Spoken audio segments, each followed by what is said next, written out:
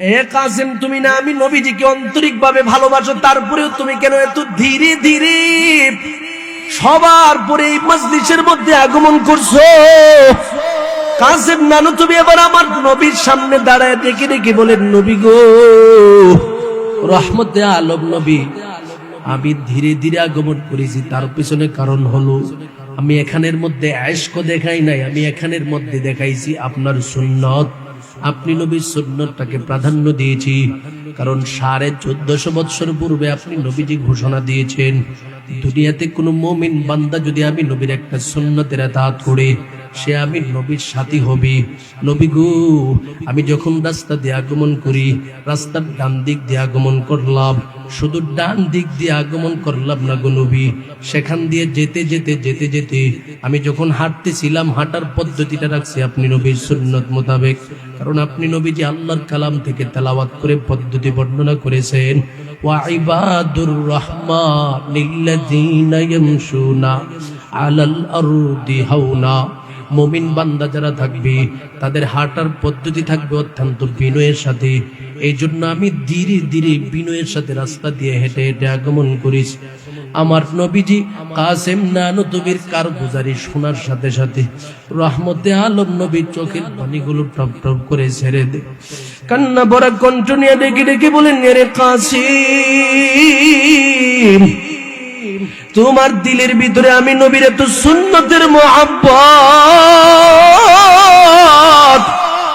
আজকে যেই সুন্নতের প্রমাণ তুমি আমি নবীর সম্মুখে দেখাইতে পারছো রে কাসেম, আমি নবীর পক্ষ থেকে তোমার সামনে স্পষ্ট করে দিলাম। হাজার হাজার মানুষের সামনে যদিও তোমার জায়গার ব্যবস্থা নাই, যেই সুন্নতের প্রমাণ দিছু, আমি নবীজির মেজাজ হলো কখনো সুন্নতওয়ালা ব্যক্তিদেরকে আমি নবীর কাছ থেকে দূরে রাখি না, যার কারণে তুমি আমার কাছ থেকে কখনো দূরে যেতে পারবে না। আমি নবীজি তোমার জন্য আমার বুক মোবারক রেখে দিলাম, চলে আয়, আমি রহমতে আলম নবীর বুক মোবারকের মধ্যে তোর মাথাটাকে লাগ। আল্লাহর ওলি তাকায় দেখে কাসেম নানু তুমি দৌড়াইয়া আমার নবীর বুক মোবারকের মধ্যে তার মাথা লাগে। আমার নবীজি ছোট একটা বাচ্চাকে বাবা মা যেভাবে আদর করি, কাসেম নানু তুমিকে সেইভাবে আদর আর ভালোবাসা দিতে শুরু করে দিই। আল্লাহর ওলি বলেন, ওরে দুনিয়ার সমস্ত উম্মতের দল, তোমরাও যদি আমার নবীর সুন্নতের প্রমাণ দেখাইতে পারো, হাসরের ময়দানে যখন তুমি বিপদগ্রস্ত হয়ে যাবি, যখন ডানে বামে প্রতিটা মানুষ কান্নার পর কান্নার মধ্যে থাকবি, আমার নবীজি উম্মতদেরকে চিহ্নিত করবি আর দেখি দেখি নবীজির কাছে নিবি, বলতে থাকবে, রে আমার মহাব্বতের উম্মত, দুনিয়ার জমিনের মধ্যে আমি নবীরে তুমি কখনো দেখো নাই, আমি নবীর সাহাবী দেখো নাই, তাবি দেখো নাই, তাবে তাবি দেখো নাই। এদেশের বুজবল বিভিন্ন উলামা ইকরামরা মাদ্রাসার মধ্যে শিক্ষকতা করেছে, বসির মহল মাদ্রাসার মধ্যে অনেক আলেম সমাজ ছিল, তাদের কাছ থেকে তোমরা সুন্নাত শিখছো, দ্বীন শিখছো, কুরআন শিখছো, ইসলাম শিখছো, আমি নবীকে তাদের মাধ্যমে তোমরা আমি নবীর পরিচয় জানছো। এই মুহূর্তে আমি নবী তোমাদের সামনে ঘোষণা দিয়া দিলাম, জীবনটাকে সুন্নত দিয়া সাজানোর কারণে আমি নবীর সাথে তুমি জান্নাতি মুমিনের কাফেলার অন্তর্ভুক্ত হয়ে গেছো। কুল ইন কুনতুম তুহিব্বুনাল্লাহ ফাত্তাবিউনি ইউহিব্বুকুমুল্লাহ। আমার রবের পক্ষ থেকে নবীজিকে ডেকে ডেকে বলেন, নবী গো, দুনিয়ার প্রতিটা মানব জাতির সম্মুখে আপনি স্পষ্ট ঘোষণা প্রদান করে দেন, যদি বান্দাটা আমি আল্লাহর সাথে ভালো একটা সুসম্পর্ক করতে চাই, তারা যেন আপনি নবীর সাথে সুসম্পর্ক করে, যদি আপনি নবীর সাথে সুসম্পর্ক করতে পারি, আমি রবের পক্ষ থেকে তাদের জন্য বড় বড় দুইটা পুরস্কার রাখলাম। এক নম্বরের পুরস্কার হলো ইউহিব্বুকুমুল্লাহ, আমি আল্লাহ পাক নিজে তাকে ভালোবাসার জন্য প্রস্তুত হয়ে যাব। সুবহানাল্লাহ। শুধুমাত্র আমি রব তাকে ভালোবাসবো না, ওয়া ইয়াগফির লাকুম যুনুবাকুম, আমি রবের পক্ষ থেকে ঘোষণা প্রদান করে দিলাম, এই নবীজির অনুসরণ করার কারণে বান্দার জীবনের যত গুনাহ খাতা আছে সমস্ত গুনাহ মাফ করে দিব। সুবহানাল্লাহ বলে। তাহলে নবীর অনুসরণ করা আমাদের প্রতিটা মানুষের জন্য জরুরি।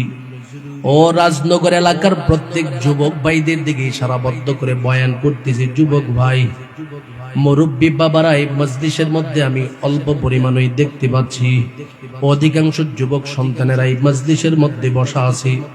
আমি যখন এই রাজনগরের মধ্যে আসি, প্রতিটা যুবক ভাইদের প্রতি আমার নবীর মহাব্বত দেখতে পাই। আজকেও সেই মহাব্বতের উপরে কিছু কথা বলতেছি, মনোযোগের সাথে শুনিয়া নাও। ও আল্লাহর বান্দা, মহাব্বতের যুবক ভাই, আমার নবী রহমতে আলম নবীর অনুসরণ করার জন্য আমার রব আমাদের সামনে ঘোষণা দিয়েছেন। এবার বুঝার বিষয় হলো নবীর অনুসরণটা আমরা কেমনে করব, কিভাবে নবীর অনুসরণের পদ্ধতিটা আমার কাছে সহজভাবে আগমন করবে। আল্লাহ নবী বলেন, তুমি যখন আমি নবীজিকে অত্যন্ত আন্তরিকভাবে মহাব্বত শুরু করে দিবা, ভালোবাসতে শুরু করে দিবা, অটোমেটিকলি তোমার মধ্যে আমি নবীর অনুসরণ করাটা সহজ হয়ে যাবে। এই কারণে অনুসরণের আগে নবীর মহাব্বতটাকে আল্লাহ পাক ঈমানের সাথে সম্পৃক্ত করে দিয়েছেন। নবী আমার ঘোষণা দেয়া দেয়, ক্বালা রাসূলুল্লাহি সাল্লাল্লাহু আলাইহি ওয়াসাল্লাম, লা ইউমিনু আহাদুকুম হাত্তা আকুনা আহাব্বা ইলাইহি মিন ওয়ালিদিহি ওয়া ওয়ালাদিহি ওয়ান নাসি আজমাইন।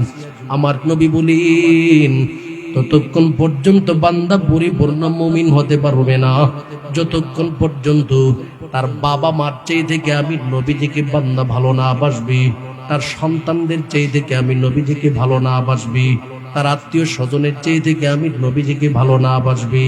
তার মানে বোঝা গেল, সন্তান, বাবা মা এবং নিজ সহ নিজের জীবনের চেয়ে থেকে আমার নবীজিকে যতক্ষণ ভালোবাসতে না পারবো ততক্ষণ আমি পরিপূর্ণ মুমিন কখনো হতে পারবো না। কথা কোন ঠিক কিনা? তাহলে নিজের জীবনের চেয়ে থেকে আমার নবীজিকে ভালোবাসা, এটা আহলে সুন্নাত ওয়াল জামাতের দাবিদার বান্দাদের আলামত। কথা কোন ঠিক কিনা? এই জন্য এই দেশের মধ্যে যত আশিক রাসূল রয়েছে, আমার নবীর মহাব্বতের বান্দা, তারা আমার নবীর জন্য তাদের জীবনটাকে প্রতিটা মুহূর্তে মুহূর্তে উৎসর্গ করার লক্ষ্যে প্রস্তুত হয়ে যায়। বিশেষ করে যখন আমার নবীর ইজ্জতের উপরে আঘাত আসে, তখন মুমিন বান্দা নিজের জীবন দিতে প্রস্তুত হয়ে যায়। যখন আমার নবীর খতমে নবুয়াতের উপরে আঘাত আসে, উলামায়ে কেরামরা যখন তাদেরকে ডাক দেয়, নিজের জীবনটা দেওয়ার জন্য যুবক ভাইয়েরা প্রস্তুত হয়ে যায়। কথা কোন ঠিক কিনা? তার নিদর্শন আগামী 15 নভেম্বর আমরা বাংলাদেশের সোহরাওয়ার্দী উদ্যানের মধ্যে একটা নিদর্শন দেখতে পাবো। কারণ এই 15 নভেম্বর খতমে নবুয়াত একটা সম্মেলন ডাকা হয়েছে।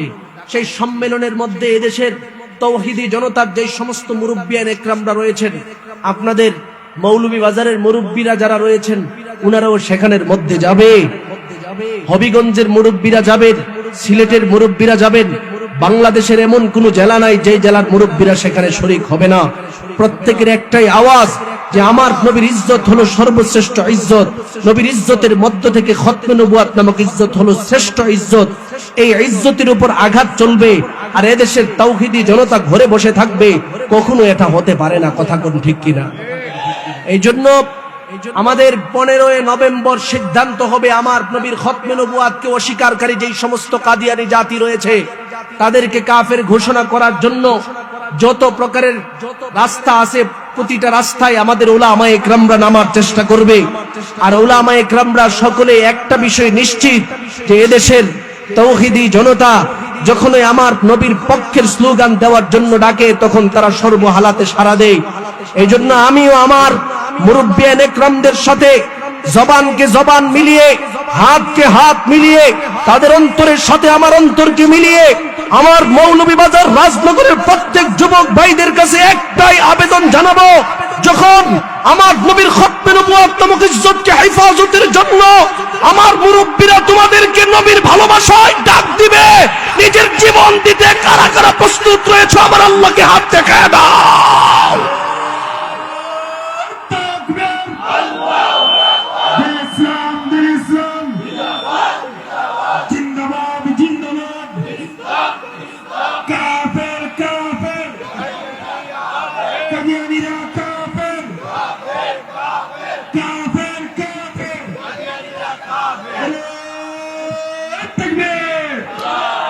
সুতরাং আজকের এই ঐতিহ্যবাহী বসির মহল মাদ্রাসা, জামিউল উলুম মাদ্রাসা, এই মাদ্রাসার ওয়াজ মাহফিল থেকে সবার কাছে আমার পক্ষ থেকে এই আবেদন রইল, 15 তারিখে আমাদের এদেশের উলামা একরামরা সবাইকে ডাক দিয়েছে, সেখান থেকে একটা সিদ্ধান্ত আসতে পারে। সরকারকে চাপ দেওয়ার জন্য যত প্রকারের আন্দোলন করার প্রয়োজন রয়েছে এদেশের আলেম সমাজ প্রস্তুত রয়েছে, কথা কোন ঠিক কিনা? আর আমরা এই জন্যই প্রস্তুত থাকি কারণ আমরা আমাদের নবীজিরে আমার জীবনের চেয়ে থেকে বেশি ভালোবাসি, কথা কোন ঠিক কিনা? আমরা আমাদের নবীজিরে আমার সন্তানের চেয়ে থেকে বেশি ভালোবাসি, আমার বাবা মার চেয়ে থেকে বেশি ভালোবাসি।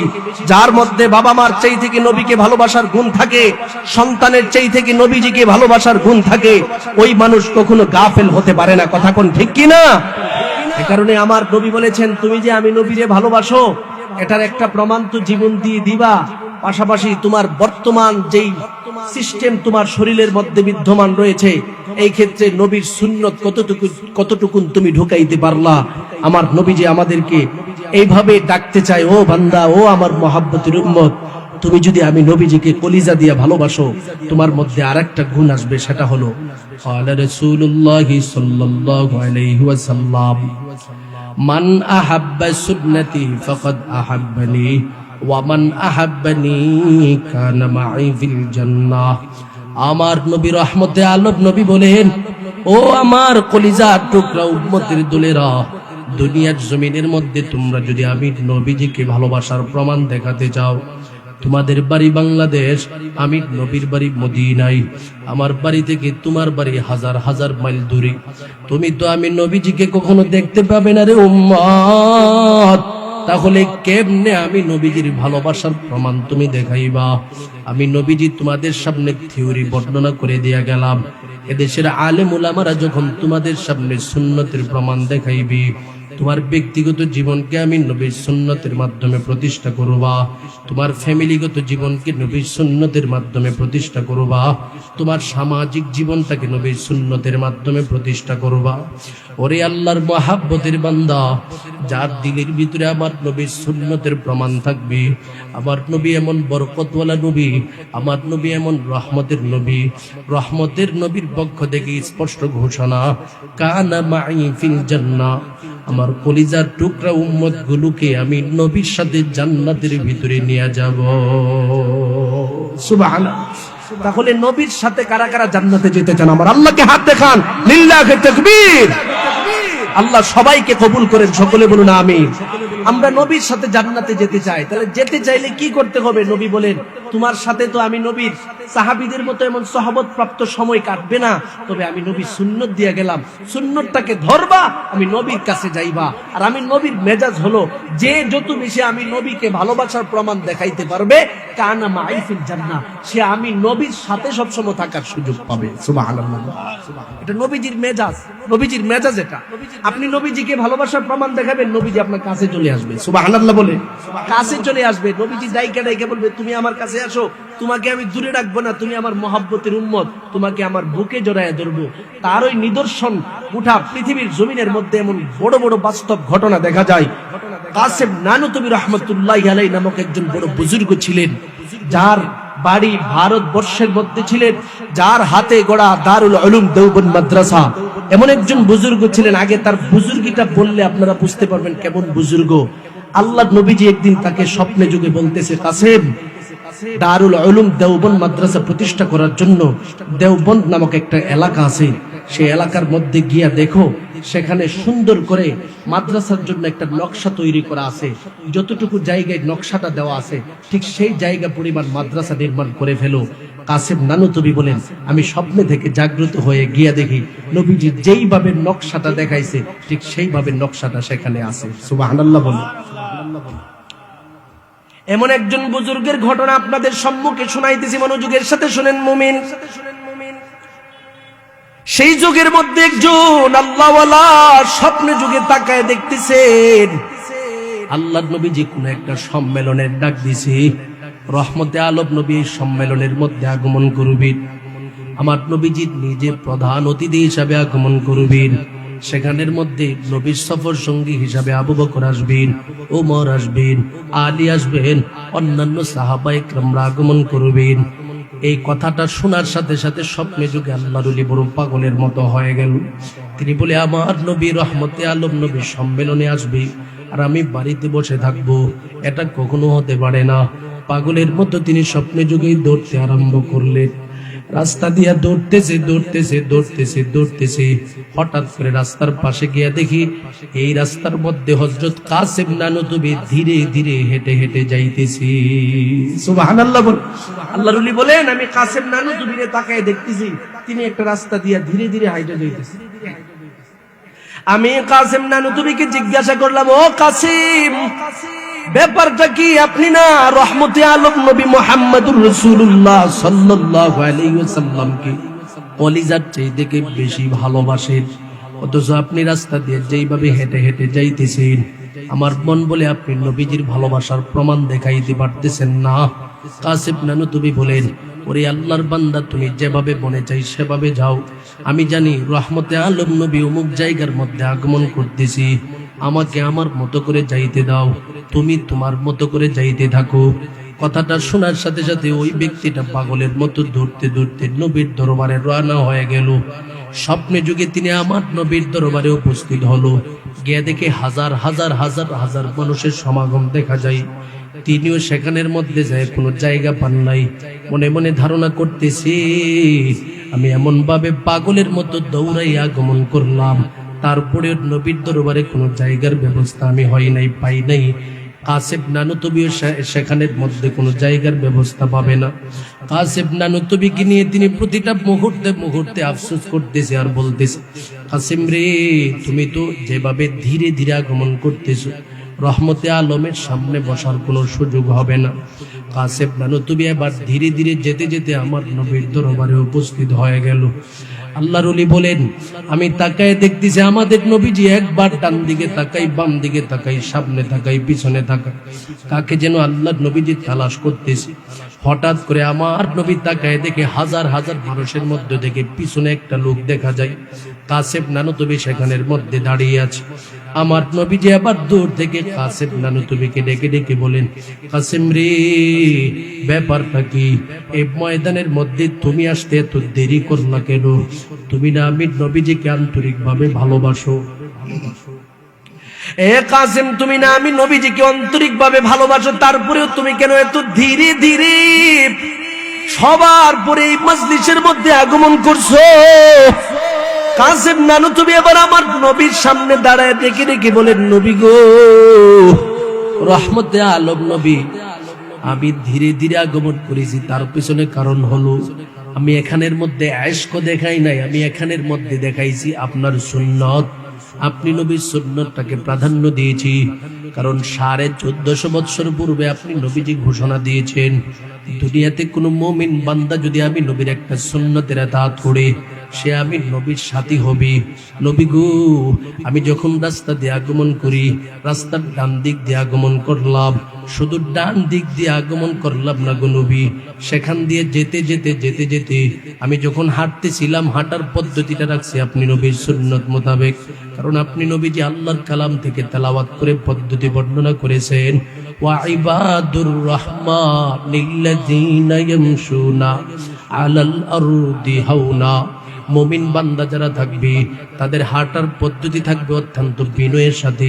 এই জন্য আমি ধীরে ধীরে বিনয়ের সাথে রাস্তা দিয়ে হেঁটে হেঁটে আগমন করিস। আমার নবীজি কাসেম নানুতুবির কারগুজারি শোনার সাথে সাথে রহমতে আলম নবীর চোখের পানিগুলো টপ টপ করে ছেড়ে দে, কান্না ভরা কণ্ঠ নিয়ে ডেকে ডেকে বলেন, রে কাসেম, তোমার দিলের ভিতরে আমি নবীর এত সুন্নতের মুহাব্বত, আজকে যেই সুন্নতের প্রমাণ তুমি আমি নবীর সম্মুখে দেখাইতে পারছো রে কাসেম, আমি নবীর পক্ষ থেকে তোমার সামনে স্পষ্ট করে দিলাম। হাজার হাজার মানুষের সামনে যদিও তোমার জায়গার ব্যবস্থা নাই, যেই সুন্নতের প্রমাণ দিছু, আমি নবীজির মেজাজ হলো কখনো সুন্নতওয়ালা ব্যক্তিদেরকে আমি নবীর কাছ থেকে দূরে রাখি না, যার কারণে তুমি আমার কাছ থেকে কখনো দূরে যেতে পারবে না।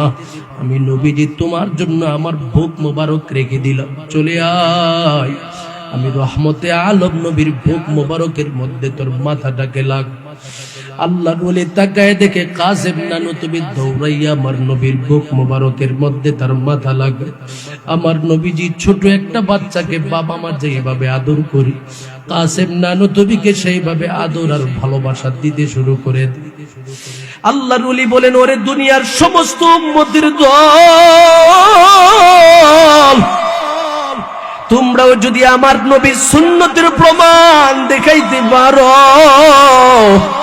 হাসরের ময়দানে যখন তুমি বিপদগ্রস্ত হয়ে যাবি, যখন ডানে বামে প্রতিটা মানুষ কান্নার পর কান্নার মধ্যে থাকবি, আমার নবীজি উম্মতদেরকে চিহ্নিত করবি আর দেখি দেখি নবীজির কাছে নিবি, বলতে থাকবে, এরে আমার মহাব্বতের উম্মত, দুনিয়ার জমিনের মধ্যে আমি নবীর তুমি কখনো দেখো নাই, আমি নবীর সাহাবী দেখো নাই, তাবি দেখো নাই, তাবি দেখো নাই। এদেশের বুঝবল বিভিন্ন উলামা ইকরামরা মাদ্রাসার মধ্যে শিক্ষকতা করেছে, বসির মহল মাদ্রাসার মধ্যে অনেক আলেম সমাজ ছিল, তাদের কাছ থেকে তোমরা সুন্নাত শিখছো, দ্বীন শিখছো, কুরআন শিখছো, ইসলাম শিখছো। আমি নবীকে তাদের মাধ্যমে তোমরা আমি নবীর পরিচয় জানছো। এই মুহূর্তে আমি নবী তোমাদের সামনে ঘোষণা দিয়ে দিলাম, জীবনটাকে সুন্নাত দিয়া সাজানোর কারণে আমি নবীর সাথে তুমি জান্নাতি মুমিনের কাফেলার অন্তর্ভুক্ত হয়ে গেছো। সুবহানাল্লাহ বলেন মুসলমান, জবানটা খুলে বলুন আল্লাহু আকবার, আর জোরে আওয়াজ দিয়া বলুন আল্লাহু আকবার। হয় নাই, অনেক ভাই বাকি রয়েছে, জবানটা খুলে আওয়াজ দিয়া বলুন আল্লাহু আকবার। কষ্ট হচ্ছে, কষ্ট হচ্ছে মনে হয়, ক্ষুধার তাড়না লাগছে, হ্যাঁ খিচুড়ি লাগবো, সিন্নি লাগবো, হ্যাঁ নবীর মোহাব্বত আছে না নাই? रुखसर से बुरका का जरा पर्दा उठा दो, रुखसर से बुरका का जरा पर्दा उठा दो, लिल्लाही मुझे हुस्न खुदा दाद दिखा दो, लिल्लाही मुझे हुस्न खुदा दाद दिखा दो। मैं दूर हूँ मजबूर हूँ ऐ सय्यद आलम, दीदार दिखाते नहीं आवाज सुना दो, दीदार दिखाते नहीं आवाज सुना दो। है मीम में महबूब ये मतलब का इशारा, फिर क्यों न हूँ महबूब खुदा नाम मोहम्मद, फिर क्यों न हूँ महबूब खुदा नाम मोहम्मद। ও আমার প্রিয় রাজনগর এলাকার আল্লাহর মহাব্বতের বান্দা, ও আমার কলিজার টুকরা যুবক ভাই, এমন একজন নবীর আদর্শের উম্মত হিসাবে আমাদেরকে আল্লাহ পাক প্রেরণ করে দিয়েছে, যেই নবীজিকে আমার রবের পক্ষ থেকে স্পষ্ট ঘোষণা দেই, ও আমার মহাব্বতের বান্দারা শোনো, আমি আমার নবীজিকে কেমন সম্মান দিয়েছি শোনো। ওয়ারাফা'না লাকা যিকরাক, আমার নবীজির ইজ্জত সর্বোচ্চ মাওকার মধ্যে পৌঁছায় দিলাম। শুধু সেটা নয়, এমন একজন নবীর আদর্শের উম্মত হিসাবে তোমাদেরকে পাঠাইলাম, যেই নবী আমি আল্লাহর কাছে যা চাইবি তা পাবি, সেই ব্যাপারেও ঘোষণা কোরআনে দেওয়া হয়েছে। ওয়ালা সাউফা ইউতিকা রাব্বুকা ফাতারদা, নবী গো আপনি আমি আল্লাহর কাছে যা চাইবেন আমি আল্লাহ আপনাকে সন্তুষ্ট করার জন্য প্রস্তুত রয়েছি। ওরে আল্লাহর মহাব্বতের বান্দা, তাহলে কি জিনিস আমার নবীজিকে আমার রব দান করেছে, যেই জিনিসগুলো পায় আমার নবীজি বড় খুশি? এক নাম্বার হলো দুনিয়ার জমিনের মধ্যে সর্বোচ্চ ইজ্জত দান করে দিয়েছেন, হাসরের ময়দানের মধ্যে সর্বোচ্চ ইজ্জত দান করেছে। দুনিয়াতে ইজ্জত পাওয়ার জন্য যত প্রকারের আলামত রয়েছে, যত প্রকারের মুআমালা রয়েছে, সমস্ত যোগ্যতা আমার আল্লাহ রহমতে আলম নবী মুহাম্মদুর রাসূলুল্লাহকে দিয়েছে। সুবহানাল্লাহ বলে, আমার নবীজিকে সমস্ত যোগ্যতা আমার রব দিয়েছেন। কেমন যোগ্যতা দুনিয়াতে দিয়েছেন? আমার নবীজির কাছে একদিন আবু জাহেল আসছে, হাতের মুঠোর মধ্যে কিছু বালু, বিভিন্ন প্রকারের পাথরের ছোট ছোট কণা নিয়ে আয়েশা বলতেছে, মুহাম্মদ এই মুহূর্তে তোমার কাছে আমি একটা অফার দিব, সেটা হলো আমার হাতের মুঠের মধ্যে কি আছে একটু বলো, যদি তুমি বলে ফেলতে পারো তাহলে আমি মুসলমান হয়ে যাব। সুবহানাল্লাহ বলবেন না?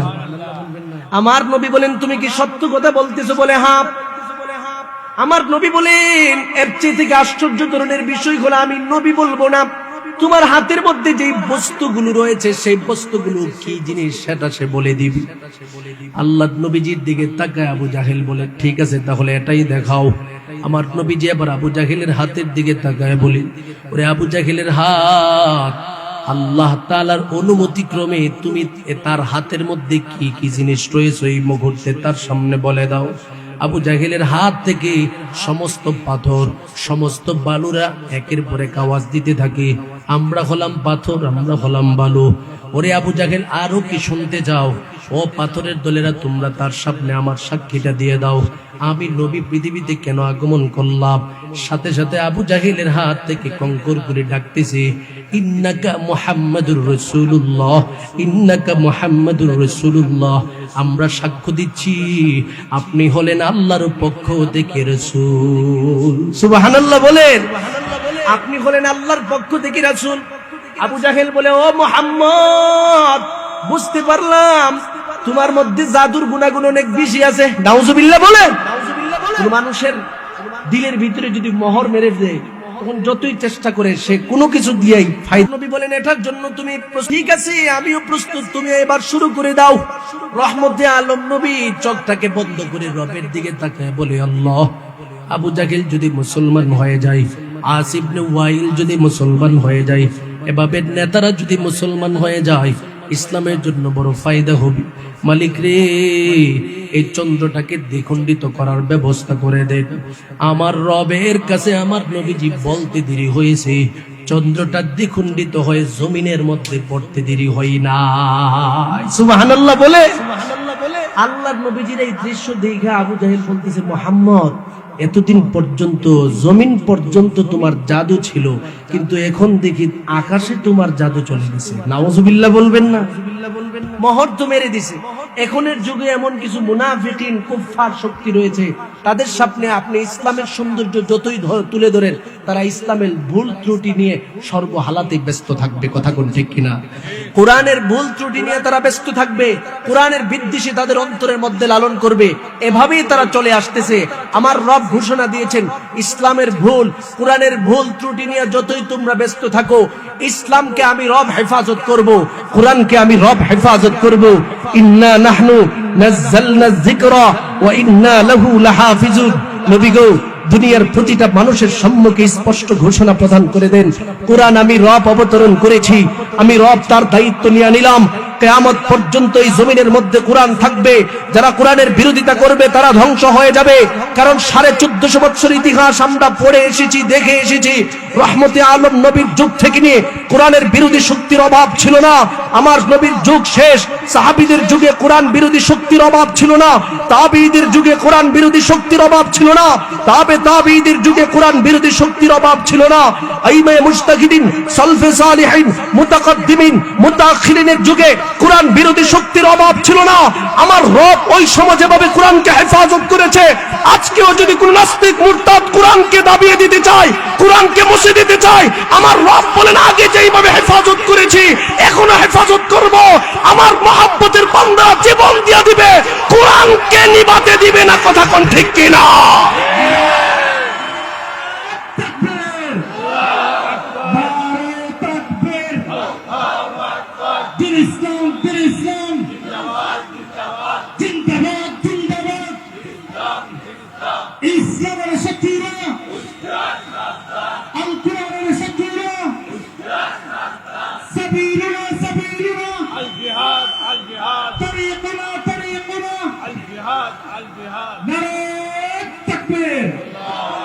সুতরাং কোরআন আগে ছিল, এখন আছে না নাই?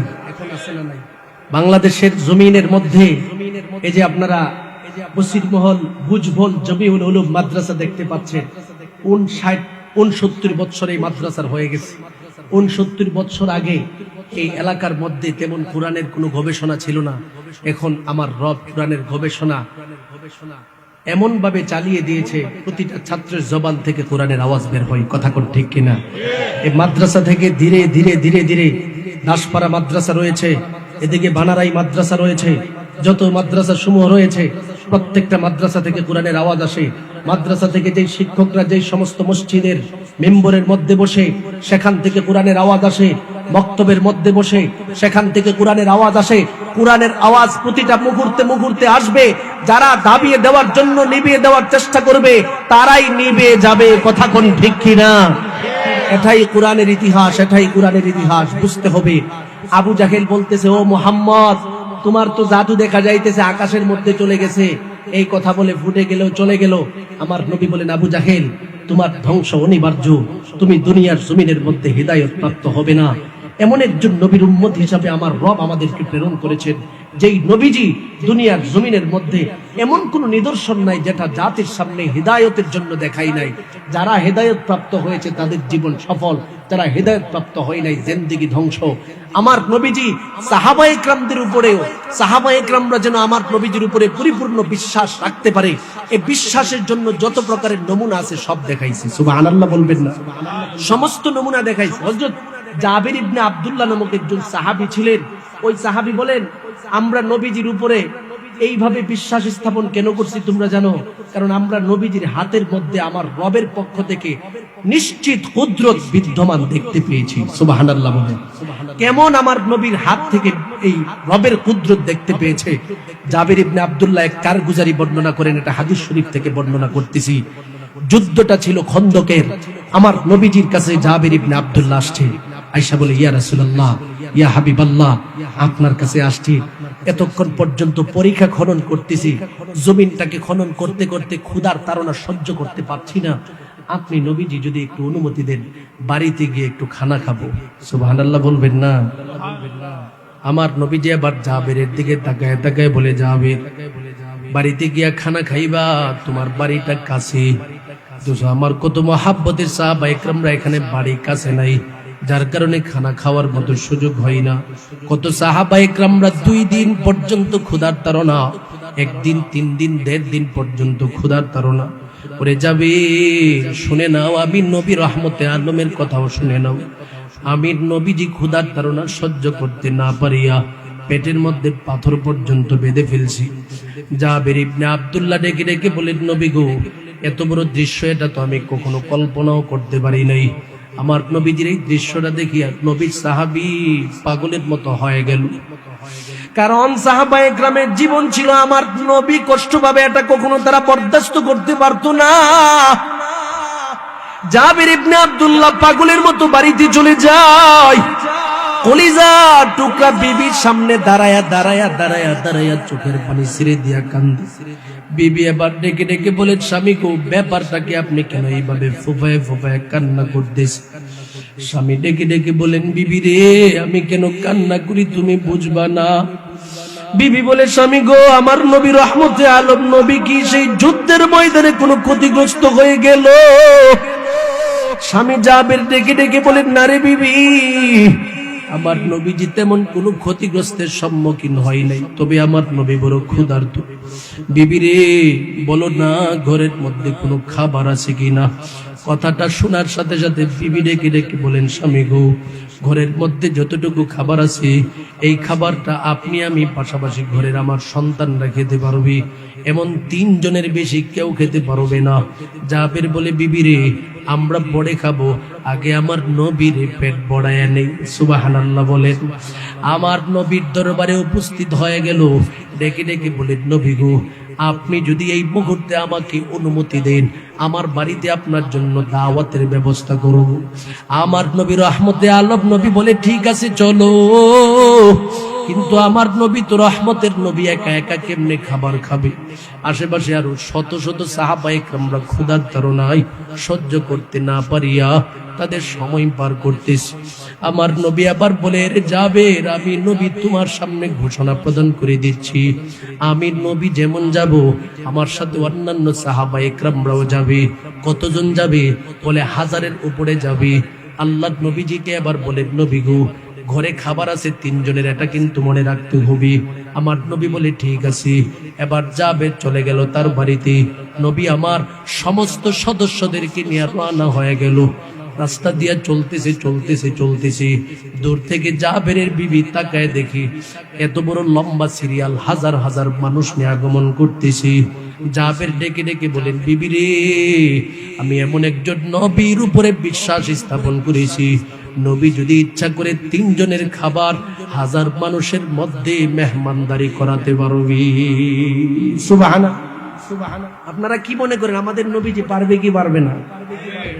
আমার নবী রহমতে আলম জাবিরের বাড়িতে আইসা বলেন, জাবির, খাবারগুলো কি মুহূর্তে আমি নবীর সামনে উপস্থাপন করে দাও। আমার নবীর সামনে জাবির খাবারটা উপস্থাপন করে দেয়। সাহাবায়ে কেরামরা এবার আমার নবীর কাছে আসে। নবী বলেন বিসমিল্লাহ বলে সবার কাছে সিরিয়ালগত অবস্থায় যারা রয়েছে সবাইকে একটা একটা করে তোমরা রুটি দিতে থাকো। বলেন তো দেখি খাবার কয়জনের? জবান খুলে বলেন খাবার কয়জনের? 3 জনের খাবার দেওয়া শুরু হয়ে গেছে হাজার হাজার মানুষের মধ্যে। ও রাজনগর এলাকার আল্লাহর মহাব্বতের বান্দা, কেমন রহমতে আলম নবীর উম্মত হিসাবে পৃথিবীর জমিনের মধ্যে আগমন করলাম।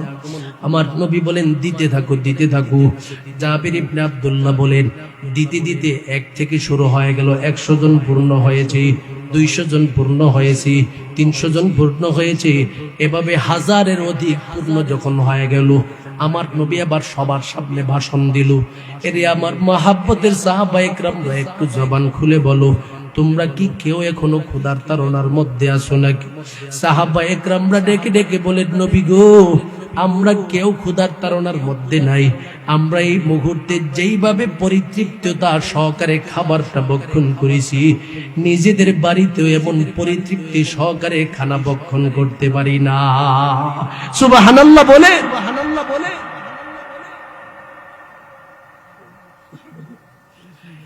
তাহলে বলেন তো দেখি, আমরা শ্রেষ্ঠ নবীর উম্মত হিসাবে আগমন করেছি, এই নবীর আদর্শ মানার প্রয়োজন আছে না নাই? আল্লাহ পাক আমাদের নবীজিকে পৃথিবীর জমিনের মধ্যে প্রেরণ করে দিয়েছে। নবী গো, দুনিয়ার সমস্ত মহাব্বতের উম্মতের সামনে আপনি ঘোষণা প্রদান করে দেন, তারা যেন আপনি নবীর আদর্শ মোতাবেক জীবন চালায়। তাহলে আপনি নবীজির মাধ্যমে তাদের দুনিয়াতে সফলতা দিব, আখিরাতে সফলতা দিব। আখিরাতের সর্বশেষ সফলতার নাম হলো আনা শাফিউন, আমি হলাম সর্বশ্রেষ্ঠ শাফাআতকারী। আমার কলিজার টুকরা উম্মতের চেহারা দেখে দেখে আমি নবীর সাথে জান্নাতি মুমিনের কাফেলার সদস্য করে নিব। সুবহানাল্লাহ বলেন। তাহলে তেলাওয়াতকৃত আয়াতের মধ্যে আমার রব বলেছেন, নবী আপনি বলে দেন, ইন কুনতুম তুহিব্বুনাল্লাহ, যদি তোমরা আল্লাহকে ভালোবাসতে চাও, ফাত্তাবিউনি, আমি নবীর অনুসরণ করবা। আমি নবীর আদর্শটাকে তোমার গালে লাগাও, আমি নবীর আদর্শটাকে তোমার শরীরে লাগাও। আমি নবীর আদর্শের যে জায়গা মাদ্রাসা সমূহ রয়েছে, সেই মাদ্রাসা সমূহের উস্তাদদের সাথে সুসম্পর্ক রাখো, মাদ্রাসায় সহযোগিতা করার মাধ্যমে সুসম্পর্ক রাখো। মাদ্রাসা সমূহ হলো আমি নবীর ঘর, মসজিদ হলো আল্লাহর ঘর। আমি নবীর ঘরকে যখন তোমরা সুন্দর করে নিজের জীবনের ভিতরে ধারণ করবা, তোমরা আমি নবীকে ধারণ করার সওয়াব পাবে। নবীকে যারা ধারণ করবে, আমার আল্লাহ বলেন ইউহিব্বুকুমুল্লাহ, আমি রব নিজে ঘোষণা দিলাম তোমাদেরকে আমি রব ভালোবাসার জন্য প্রস্তুত হয়ে যায়। শুধু ভালোবাসি না, ওয়া ইয়াগফির লাকুম যুনুবাকুম, তোমাদের জীবনের সমস্ত গুনাহ খাতা আমি আল্লাহ মাফ করে দেই। সুবহানাল্লাহ বলেন। আল্লাহ পাক আমাদের সকলকে নবীর আদর্শ মোতাবেক নিজের ব্যক্তিগত জীবন, নিজের ফ্যামিলিগত জীবন, নিজের সামাজিক জীবন সুপ্রতিষ্ঠিত করার তৌফিক দান করেন। সকলে বলুন আমিন। আয় আল্লাহ ইয়া আরহামার রাহিমিন, আপনার মহাব্বতের বান্দাগুলোর দিকে তাকায় দেখেন রে আল্লাহ, শুধুমাত্র আপনার মহাব্বতের জন্য এই দ্বীনের মজলিসের মধ্যে আদবের সাথে এখনো বসা রয়েছে রে আল্লাহ। ওরে মালিক, সবার এই দ্বীনের মজলিসে বসাকে ওসিলা দিয়া সবার মনের সমস্ত নেক আশা পূরণ করে দেন আল্লাহ। আয় আল্লাহ, এই রাজনগরের প্রতিটা যুবক ভাইদেরকে আপনার নবীর পাগল বানায় দেন আল্লাহ, কুরআনের পাগল বানায় দেন, মাদ্রাসার পাগল বানায় দেন, দ্বীনের পাগল বানায় দেন আল্লাহ। আয় আল্লাহ, এলাকার মধ্যে যত যুবক ভাইয়েরা প্রবাসে যাওয়ার নিয়ত করেছি, সবার মনের নেক আশা পূরণ করে প্রবাসে যাওয়ার তৌফিক দান করে দেন আল্লাহ। মালিক রে, এই মাদ্রাসাকে কবুল করেন, ওয়াজ মাহফিলকে কবুল করেন। মাদ্রাসার মধ্যে অনেক ভাইয়েরা দিন খুলে সহযোগিতা করেছি আল্লাহ, অনেকে হাজার হাজার টাকা দিয়ে সহযোগিতা করেছি। অনেকে শত শত টাকা দিয়া সহযোগিতা করেছে। মালিক রে, বিন্দু থেকে বিন্দু পরিমাণে যারা সহযোগিতার হাত বাড়াইয়া দিল, সবার সহযোগিতা গুলোকে কবুল করে নেন আল্লাহ। আই আল্লাহ, এখানের মধ্যে যেই সমস্ত মহাব্বতের বান্দারা হাত উঠাইল, মালিক রে, জানি না কার কলিজার টুকরা মা অন্ধকার কবরে চলে গেল। ও সন্তানের দল, কলিজার টুকরা বাবা মাকে স্মরণ করে আমার রবের দরবারে তাহাজ্জুদের সময় নিশি রজনীর মধ্যে একটু কান্নাকাটি করার চেষ্টা করো। কান্না না আসলে দিলটাকে নরম করার চেষ্টা করো, কান্নার ভান ধরি। বাবা মার জন্য রবের দরবারে একটু দোয়া করে নাও। ওরে মালিক, কত সন্তান বাবা মা হারা হয়ে ইয়েতিমের মতো হাত উঠাইছে। ও সন্তানের দল, আজকে বাবা মা কবর থেকে ডেকে ডেকে বলে, সন্তান রে, কতদিন হয়ে গেল আমি বাবারে তুই কবরের মধ্যে রেখে দিয়ে গেছ। ওরে সন্তান, কতদিন হয়ে গেল আমি মারে তুই কবরের মধ্যে রেখে দিয়ে গেছ। ওরে আল্লাহ, এমন কলিজার টুকরা বাবা মা যে সন্তানের দুনিয়া থেকে বিদায় হয়ে গেল, সবার বাবা মার কবরকে জান্নাতের বাগান বানায় দেন আল্লাহ। আই আল্লাহ, যেই সমস্ত সন্তানের বাবা মারা সুস্থ আছে সবাইকে নেক হায়াত দান করে দেন আল্লাহ। যারা অসুস্থ আছে তাদেরকে সুস্থতার নিয়ামত দান করে দেন আল্লাহ। আই আল্লাহ, মাদ্রাসার উস্তাদ ছাত্রদেরকে কবুল করে নেন। আমার প্রিয় বাম পাশে বসা আমার মহাব্বতের ভাই নোমান ভাই বড় অসুস্থ হালাতে আছে রে আল্লাহ। উনি সহ মাদ্রাসার যত শিক্ষকেরা অসুস্থতার মধ্যে আছে, সবাইকে পরিপূর্ণ সুস্থতার নিয়ামত দান করে দেন আল্লাহ। সবাইকে আপনার দ্বীনের উপরে পরিপূর্ণভাবে অটল থাকার তৌফিক দান করেন আল্লাহ। মাদ্রাসার কমিটিদেরকে কবুল করে নেন, দ্বীনের খাদেম হিসাবে সবাইকে কবুল করে নেন। আই আল্লাহ, এতক্ষণ পর্যন্ত যারা ধৈর্যের সাথে বসে বসে বয়ান শুনিস, সবাইকে পরিপূর্ণ প্রতিদান দান করে দেন আল্লাহ। ওয়া সাল্লাল্লাহু তাআলা আলা খায়রি খালকিহি ওয়া নূরি আরশিহি মুহাম্মাদিন ওয়া আলিহি ওয়া আসহাবিহি আজমাইন। আমিন বিরহমাতিকা ইয়া আরহামার রাহিমিন।